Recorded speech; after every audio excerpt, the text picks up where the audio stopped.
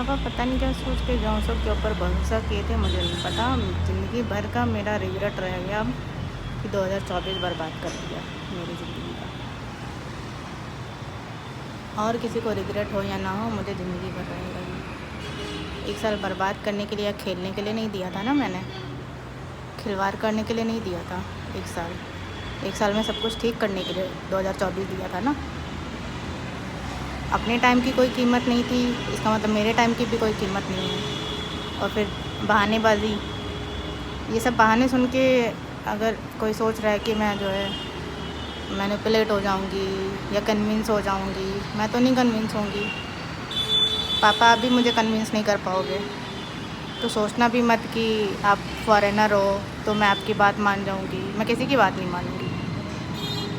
मैं अपनी ज़िंदगी में कितना झेली हूँ गलत लोगों की वजह से, मैं जानती हूँ ना। किसी सही इंसान को मैं चाहती थी कि मौका मिले और वो सही सारी चीज़ें सही करे, लेकिन जोंगसुक ने ऐसा नहीं किया। मुझे नहीं पता आपने उसको क्यों चुना था मेरे लिए। आपने अगर उसको चुना था मेरे लिए तो कम से कम ये रहता कि आपका डिसीज़न अच्छा होता, फिर मेरा डिसीज़न भी अच्छा कहलाता। लेकिन आपने चुना, फिर मैंने उसको चुना। मैंने तो गलती की है, मैं तो मानती हूँ।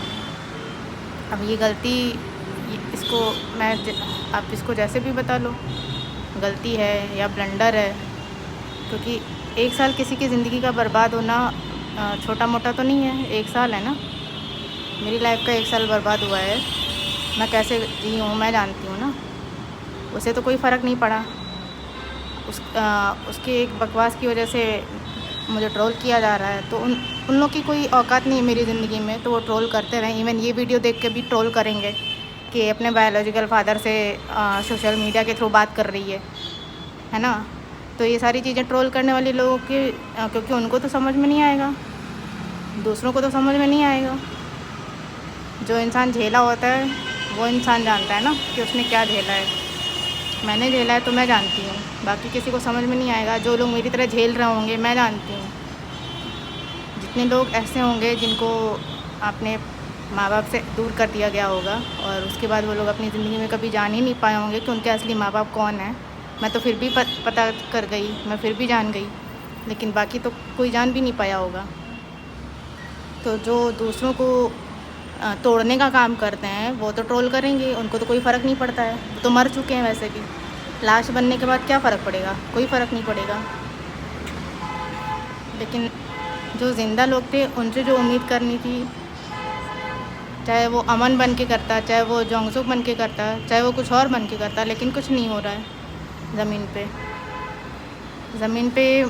मतलब हर रोज़ अगर मुझे ये एहसास दिलाओगे कि मैं अकेली हूँ तो मतलब क्या है फिर?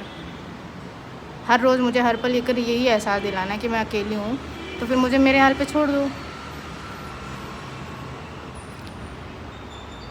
पता नहीं, मुझे नहीं पता आप लोग अब मैं जब जानती हूँ तो फिर आप लोग क्या कर रहे हो? मैं क्या करूँ? मेरे पास तो अब कोई रास्ता नहीं है ना। मेरे पास कोई भी रास्ता नहीं बचा है। अगर यही सब चलता रहेगा तो फिर मैं कुछ नहीं कर पाऊँगी। सब कुछ जानने के बाद इंसान फेलर लूज़र बन जाए तो सब कुछ जानने का भी तो बेवकूफ़ी ही है। सब कुछ जानने का कोई फ़ायदा ही नहीं हुआ।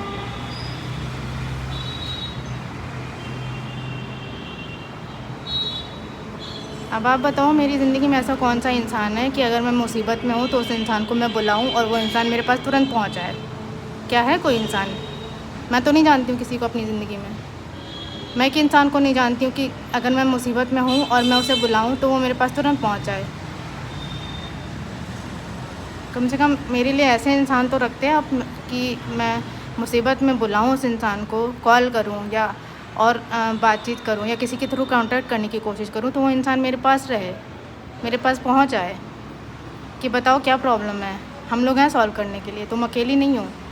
लेकिन कोई नहीं है मेरे पास ना।